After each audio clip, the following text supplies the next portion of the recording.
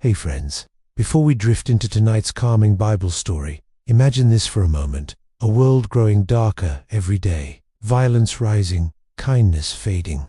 And in the middle of it all, one quiet man hearing the voice of God whisper through the silence, a man chosen to protect every living creature when the skies would soon open and the waters would change the world forever. Tonight, we're stepping inside the ark into lantern-lit halls, soft animal breaths, and the gentle rhythm of rain that carried hope across the deep. Before we begin, take a moment to like this video, subscribe for more peaceful Bible stories, and comment below where you're listening from and what time it is for you right now. Now, settle in, breathe deeply, and let's begin the story of Noah's Ark. In the quiet beginning of the world, the earth still held the softness of its first mornings. Rivers glided like ribbons of silver through green valleys. Trees stretched their branches toward the sky, heavy with fruit and songbirds. Mountains slept under blankets of mist, and the evening air often glowed with the last warm touch of sunlight. Yet beneath this beauty, something inside humanity had grown heavy and dark. People no longer paused to thank the one who made the rivers and the sky. They filled their days with shouting, fighting, and taking more than they needed. Villages rose with tall walls and proud gates, but inside those walls, hearts were restless and hard. The laughter that once came from shared meals turned into cruel jokes and bitter arguments. Kindness became rare, like a single candle flickering in a long hallway of shadows. But there was one man whose heart had not dimmed. His name was Noah. Noah's home sat on a gentle slope, where the earth rolled down toward fields and quiet streams. His hands were strong from work, and his face was lined with years of sun and service, but his eyes were clear and kind. He loved his wife deeply and watched his sons Shem, Ham, and Japheth with quiet pride as they grew into men of strength and courage. While the world rushed past in noise and anger, Noah moved slowly, thoughtfully. When others schemed and shouted, he listened. When others took and hoarded, he shared. When others forgot God, Noah remembered. Each morning, he rose before the sun fully climbed the sky. He would step outside into the cool dawn, feeling the dew kiss his feet, and breathe in the fresh air with a thankful heart. In those early hours, when birds were just beginning their songs and the world was still soft and sleepy, Noah would talk to God, sometimes with words, sometimes just with quiet, trusting silence. The more the world turned away, the more Noah turned toward God. One evening, as the day was slipping into twilight, Noah stood alone in his field. The sky above him was painted in deep purples and soft oranges, and a few early stars were beginning to appear, shy but shining. The wind was gentle, brushing through the tall grass and the folds of his robe. Noah listened to the rustle of leaves, to the distant murmur of water, to the quiet of his own breathing. And in that sacred stillness, God spoke. Noah. The voice was not loud, yet it carried through Noah's bones. It felt like warmth, like truth, like the steady heartbeat of the one who made all things. Noah bowed his head. "Here I am," he whispered, his voice barely more than breath. "The earth is full of violence," God said, sorrow woven through every word. "People have forgotten goodness and turned away from my ways. Their hearts are filled with harm and cruelty. But you, Noah, you have walked with me. You have kept your heart open. You have chosen what is right, even when the world chose what is wrong." Noah felt both small and deeply held, like a child in a parent's arms. "I am going to bring great waters upon the earth," God continued, "a flood that will wash away the evil that has taken root. But I will not let life be lost forever. Through you, through your family, I will preserve creation. I will give the world a new beginning." Noah listened, every breath slow and steady, as God began to describe something unlike anything he had ever imagined. "Build for yourself an ark," God said, "a great wooden vessel, long and wide and high. Make rooms inside it. Seal it carefully with pitch, inside and out, so that it will float upon the waters. Into this ark you will bring your wife, your sons, and their wives. And with you will bring creatures of every kind, animals that walk, birds that fly, creatures that creep along the ground, so that life will be kept safe." Noah pictured it, a great hulking shape of wood rising on dry land, like a sanctuary in the middle of a field.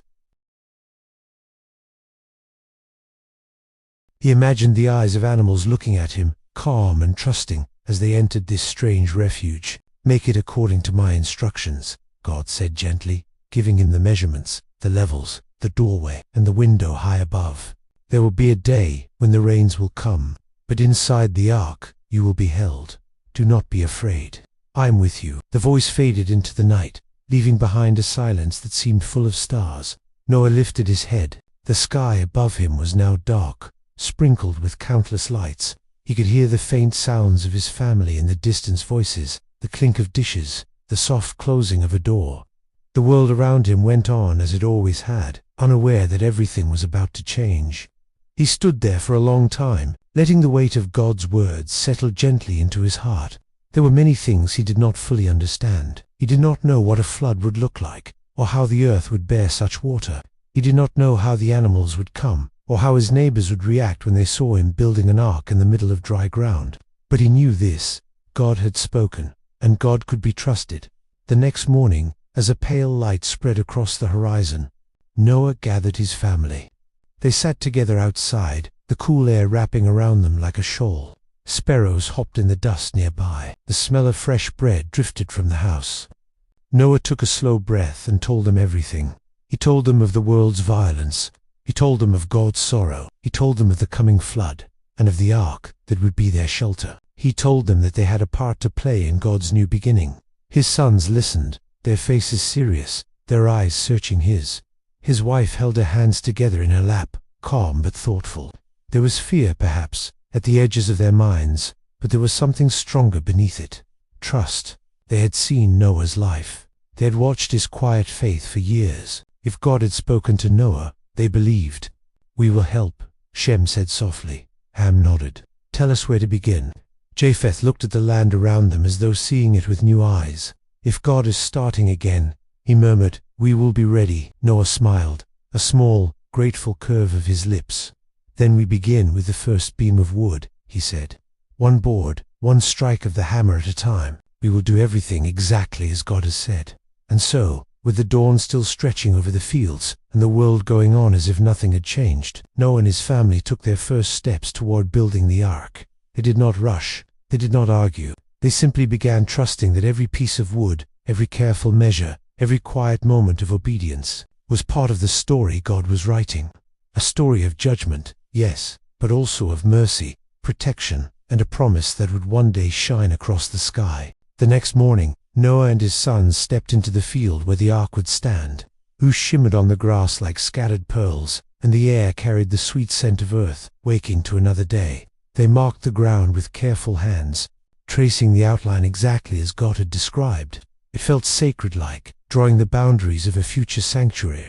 The first beam was lifted into place. Its weight was solid, ancient, and full of purpose. Noah swung his mallet with steady rhythm. Thump, thump, thump. The sound traveled across the land, echoing through the stillness.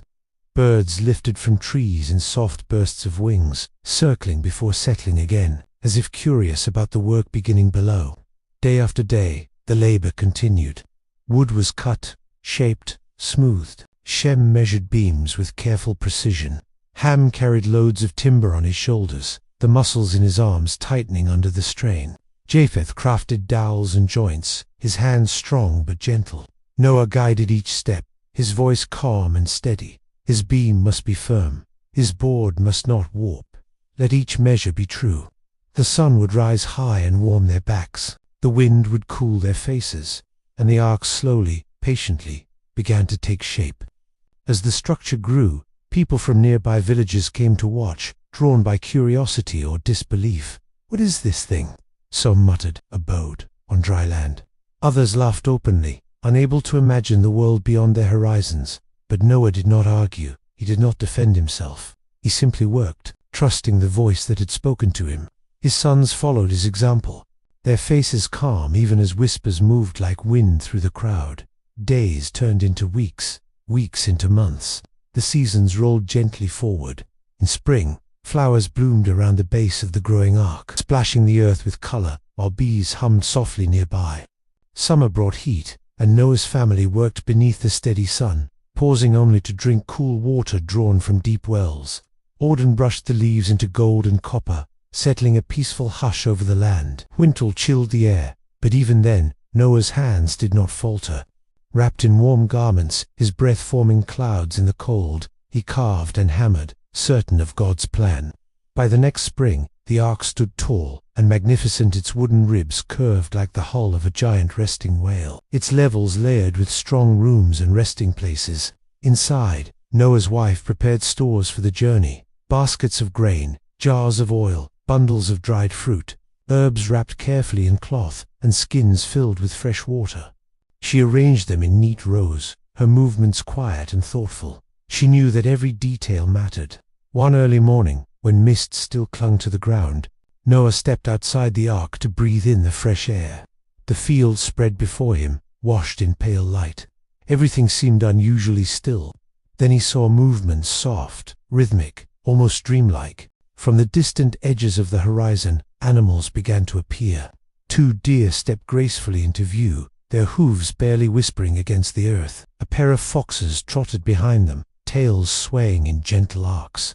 Farther off, elephants lumbered with steady determination, each footfall a quiet drumbeat upon the soil. Birds fluttered in pairs across the sky, wings gliding in slow, peaceful strokes. Turtle doves, symbols of peace, circled down to perch upon the ark's beams. 2 owls drifted silently through the morning air, their soft eyes glowing in the rising light. Noah's breath caught in his throat. He felt God's presence moving across the land. One by one, creatures of every kind came forward. Lions walking side by side, their manes swaying softly. Rabbits hopping lightly through the grass. Bears ambling with calm strength. A pair of leopards moving like shadows. Sheep and goats calling gently to one another. Tiny insects marching in delicate lines. And even the slow, steady crawl of turtles and lizards making their faithful way. Noah called to his family, and they hurried to help. His sons guided the larger animals with gentle voices and open hands. His daughters-in-law spread fresh straw and laid out food. Noah checked each pen, each room, each resting place, ensuring every creature felt safe. There was no panic, no fear, no wild, frantic movement. It was as though creation itself understood the moment, as though God had whispered to each heart, "Go, walk, be still, trust." The animals settled into the ark with surprising peace. Birds tucked their heads beneath their wings. The great elephants folded their legs and rested. Even the lions curled up, their tails flicking softly against the straw. While they worked, Noah felt a shift in the air. The sky darkened at the edges, as though evening had come early. Clouds gathered low, heavy, full of meaning. A wind brushed the land in long, cool sweeps. Noah looked up. The first drop of rain fell against his cheeklight, cool, like a single tear from heaven. He whispered a prayer beneath his breath. It had begun, Noah. God's voice murmured in the quiet, carried on the wind. Enter the ark with your family. The time has come. Noah called everyone inside. The great wooden dome, massive, thick, and designed to hold against rising waters, began to close. Noah's sons pushed with strong arms, but it was God's own presence that finally sealed it, fitting it perfectly into place. Then the rain began to fall. Not with fury, not at first, but with a soft, melodic tapping, like fingers drumming gently on the roof. Ta, ta, a lullaby of water. Inside, lanterns glowed with warm light. Shadows wavered across the wooden walls. Animals breathed slowly in their beds of straw, each exhale soft and rhythmic. The world outside faded beneath the curtain of rain, while the ark stood like a quiet sanctuary, a place of peace amidst gathering waters. Noah placed his hand on the wooden wall, feeling its steady strength. He whispered, "We are in your hands, Lord." And with the sound of rain singing softly above them, the first night in the ark began, a night held in peace, in trust, and in the promise of a new beginning. The rain continued through the night, tapping softly against the ark like a gentle lullaby. Inside, everything glowed with warm lantern light. The air was filled with the quiet hush of straw rustling, slow animal breaths, and the creaking of the great wooden beams adjusting to the rising waters. The ark rocked, gently, never sharply, never interferently, in slow, soothing rhythms, like a cradle being swayed by a careful hand. Noah lay awake during the first hours, listening. His wife rested beside him, one hand folded calmly beneath her cheek. His sons slept nearby, their chests rising and falling in peaceful unity. Even the animals, who might have been restless in any other storm, seemed wrapped in a deep, God-given calm. As morning approached, the tapping rain became a steady chorus, and the ark lifted from the ground, not abruptly, not with violence, but with a softness, as though the waters themselves were honoring the life sheltered within. Day after day, rain fell. The world outside disappeared beneath the vast ocean. Mountains sank into the deep. Forests were swallowed by the swelling water. Valleys filled until they became part of the endless sea. Yet inside the ark, the rhythm of life continued gently. Noah tended to each animal, offering food, checking their straw, whispering soft reassurances. Shem watched over the birds. Ham cared for the creatures that needed warmth. Japheth oversaw the water stores and lantern oils. The daughters-in-law soothed the gentler animals, brushed their coats, cleaned their stalls, and kept the inner rooms full of quiet and order. There was no rushing, no panic, just patience and trust. On some days, Noah would sit by the small window, high above, and watch the rain. He would close his eyes and breathe slowly, listening for God's voice. Even when the world seemed drowned in silence, Noah felt certain God was near, closer perhaps than ever before. After many days and nights, something changed.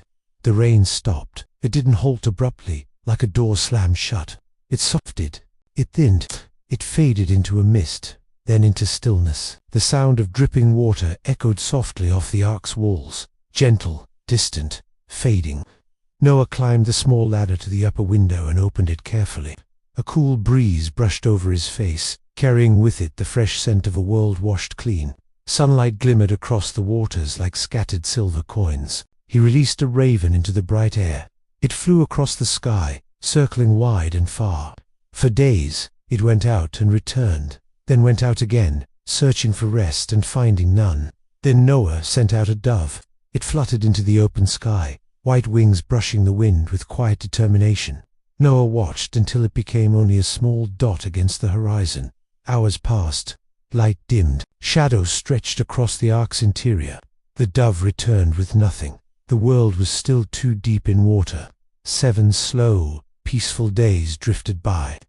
Prayer became their steady rhythm, morning, noon, and night. The ark rocked gently on the calming sea. Animals slept more often, lulled by the serenity. Then Noah released the dove again. This time, evening brought something miraculous. As Noah looked out the window, he saw the small white bird returning, not with empty wings, but holding something delicate between its beak, a small, green olive leaf. Noah took it gently, his rough hands trembling with hope. He showed it to his wife, who pressed it to her heart. His sons' faces lit with quiet joy. The earth was rising again. Life was returning. Another 7 days passed with soft expectation filling the ark like fragrance. Finally, Noah opened the window once more and released the dove for a third time. The dove did not return. It had found a home. The waters were withdrawing. The land was breathing again. Months went by slow, peaceful months filled with waiting, listening, and trusting. Then one day, the ark came to rest upon the slopes of a mountain. The shifting beneath their feet stopped. Their rocking softened to stillness. Noah opened the door when God instructed him, and brilliant sunlight cascaded inside, filling the ark with warmth. The animals stirred, lifting their heads toward the golden light. Noah stepped out first. The ground beneath his feet was cool, fresh, and soft. For the first time in what felt like ages, he felt grass beneath his sandals. He tilted his head upward, toward a sky more blue and pure than he had ever seen. One by one, the animals followed. The lions stretched before wandering into the bright meadow. The doves soared upward in graceful spirals.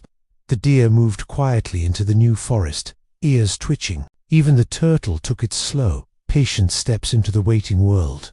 Noah and his family watched them go, each creature stepping into its new beginning with gentle courage. When the last of the animals had departed, Noah built an altar. He gathered stones one by one, placing them carefully. On that altar, he offered thanks, deep, humble, sincere thanks for safety, for deliverance, for hope renewed. It was then that the air changed. Light shimmered, color blossomed. Something vast and beautiful stretched across the sky, not simply light reflecting after rain, but something holy. A rainbow, not like any rainbow Noah had ever seen. This one glowed with a richness that felt alive, red like the warmth of dawn, gold like the heart of sunlight, blue like the deepest calm of the sea. violet like the quiet of evening. It arched across the heavens, grand and gentle, touching earth on both ends as though holding the world in a divine embrace. And then God spoke, his voice not thunderous, not fearsome, but soft, like a whisper wrapped in love. "Noah," he said, "this is my promise. Never again will the waters cover the whole earth. This bow in the sky is my covenant, a sign for you, for your children, and for all generations. Whenever clouds gather and rain begins to fall, look to this rainbow and remember my mercy." Noah closed his eyes, tears slipping quietly down his face. His heart felt full of peace, full of gratitude, full of the quiet certainty that God was with them. His family gathered close. They stood together beneath the vast promise stretched across the sky. The world was new. The air was fresh. Every breath felt like a beginning. And as evening fell, the rainbow lingered soft, radiant, unforgettable, a gentle reminder that after every storm, when the waters recede and the earth grows quiet again, God's love still rests over all creation like a peaceful, eternal light.